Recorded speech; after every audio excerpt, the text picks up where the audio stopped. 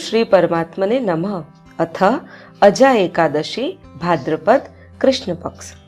कुंती पुत्र युधिष्ठिर बोले कि हे जनार्दन, आप मुझे भाद्रपद मास की कृष्ण पक्ष की एकादशी के बारे में बताइए। उस एकादशी का क्या नाम है और इसकी क्या विधि है, सो सविस्तार पूर्वक कहिए। श्री कृष्ण बोले, हे राजन, भादों की कृष्ण पक्ष की एकादशी को अजा कहते हैं।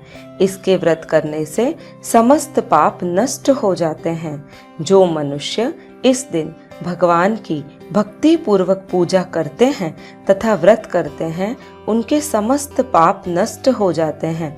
इस लोक और परलोक में सहायता करने वाली इस एकादशी व्रत के समान विश्व में दूसरी एकादशी नहीं है।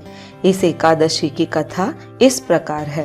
प्राचीन काल में चक्रवर्ती राजा राज्य करता था। उसका नाम हरिश्चंद्र था। वह अत्यंत वीर, प्रतापी तथा सत्यवादी था। उसने अपनी स्त्री तथा पुत्र को बेच डाला। वह स्वयं एक चांडाल का सेवक बन गया।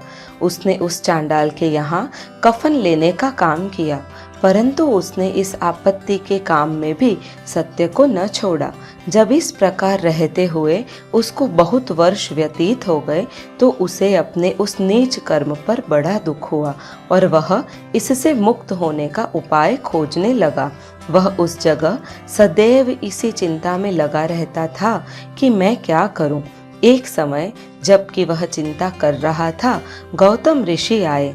राजा ने इन्हें देखकर प्रणाम किया और अपने दुख की कथा सुनाने लगे। महर्षि ऋषि राजा के दुख से पूर्ण वाक्यों को सुनकर अत्यंत दुखी हुए।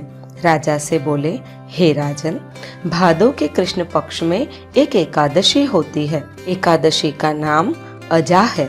तुम उसी अजा नामक एकादशी का व्रत विधि पूर्वक करो तथा रात्रि को जागरण करो। इससे तुम्हारे समस्त पाप नष्ट हो जाएंगे। गौतम ऋषि राजा से इस प्रकार कहकर अंतर्ध्यान हो गए।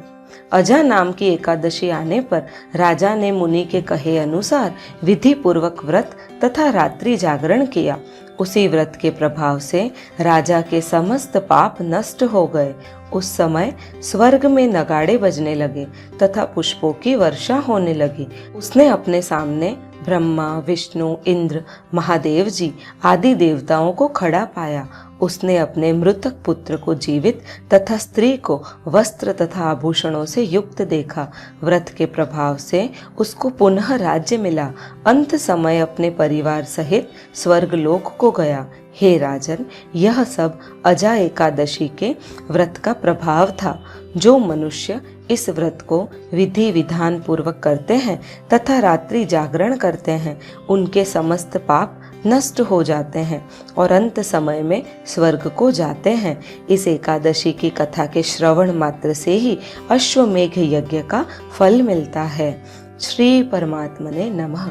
मित्रों, मेरी एक छोटी सी विनती है, अगर आप इसी तरह की दूसरी कहानियाँ एकादशी के बारे में चाहते हैं तो कृपया कमेंट बॉक्स में लिखिए और साथ में ही मेरे चैनल को सब्सक्राइब कर दीजिए। धन्यवाद।